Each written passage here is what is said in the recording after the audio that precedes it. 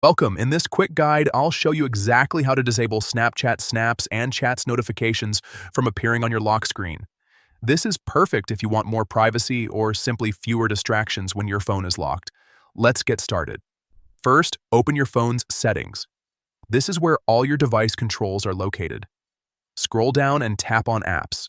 This will open a list of all the apps installed on your device. Now, find and tap on Snapchat. If you have a lot of apps, you can use the search bar at the top to find it faster. Once you're inside the Snapchat app settings, tap on Notifications. This section controls how Snapchat alerts you. Next, tap on Notification Categories. This allows you to customize specific types of notifications instead of turning everything off.